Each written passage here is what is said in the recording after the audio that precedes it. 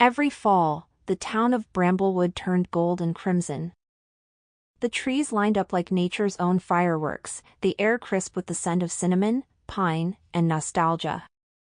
Madeline Hart hadn't been back in 10 years, not since she left the small Vermont town for New York City, chasing dreams that had lost their sparkle along the way. But now, she was back, suitcase in hand, and a letter clutched tightly in her coat pocket. A letter from the man she had once planned to marry. Madeline was 22, fiery, passionate, and madly in love with Jacob Reed. They had grown up in Bramblewood, spent summers jumping into Echo Lake, winters sipping cocoa by the fire, and every moment in between dreaming about a future together. But dreams changed. Madeline got a scholarship to an art school in Manhattan. Jacob wanted to stay, run his family's apple orchard, and live a quiet life. They fought the night before she left.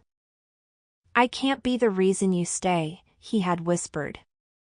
"And I can't ask you to follow," she replied, through tears. They kissed, believing it was goodbye forever. The orchard looked the same, maybe even more beautiful than she remembered. Rows of trees bowed under the weight of ripe apples.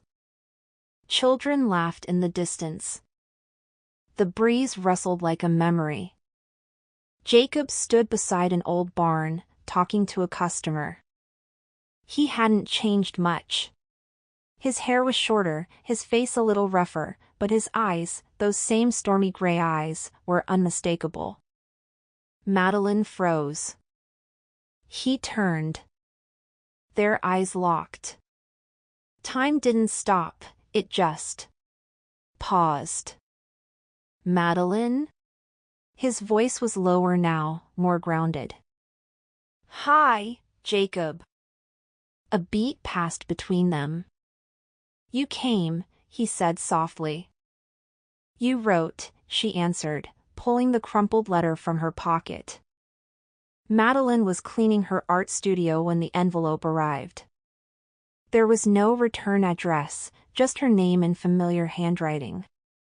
Inside, one line. "I never stopped wondering if the autumn leaves would bring you back to me." There was something else, a hand-drawn map leading back to the orchard. She booked a one-way ticket the next day. They sat across from each other, 2 cups of cider steaming between them. "So, why now?" she asked. Jacob smiled, that slow, cautious smile that had once melted her anger. "Because I kept thinking, what if she comes back and I'm not ready to say what I should have said years ago?" "And what's that?" Madeline's voice was gentle. "That I loved you then. I still do. And I'm okay if you leave again, I just didn't want to live my whole life wondering what if." She looked out the window. Children ran between trees. Somewhere, a song played from an old radio.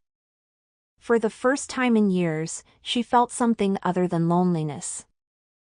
"I thought about you every fall," she said. "Every time the leaves changed, I'd remember that last kiss." They sat in silence. Not awkward, just full. Madeline extended her stay. One day became 2. 2 became a week.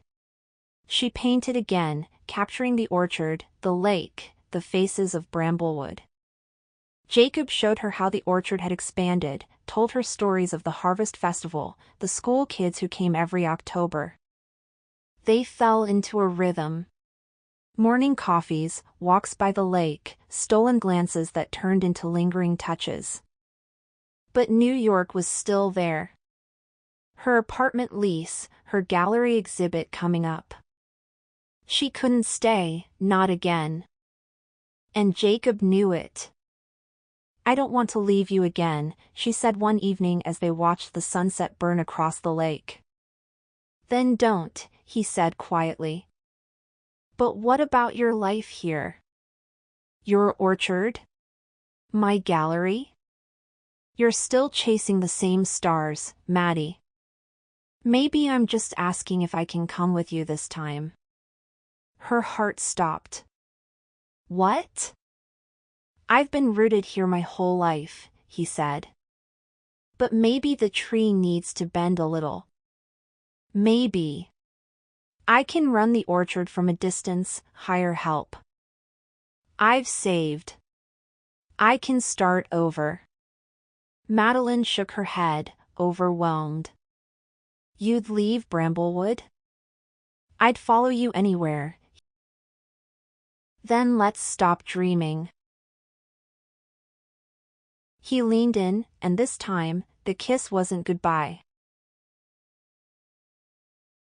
The gallery was filled with vibrant paintings, scenes of orchards, falling leaves, lakeside sunsets. The centerpiece was titled, Where Autumn Brought Me Back. Guests moved through the space, admiring the work. In the back, Madeline stood beside Jacob, his arm around her waist.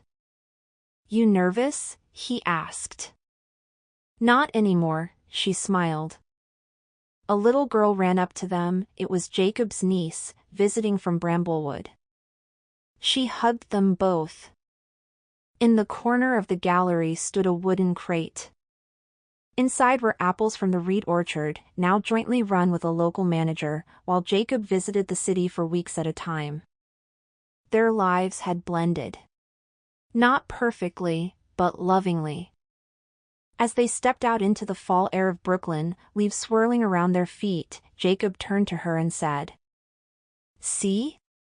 Autumn never lies. Madeline laughed. No, it just brings the truth back with every breeze. They held hands, walked down the street, and the camera slowly panned up to the golden leaves fluttering from above.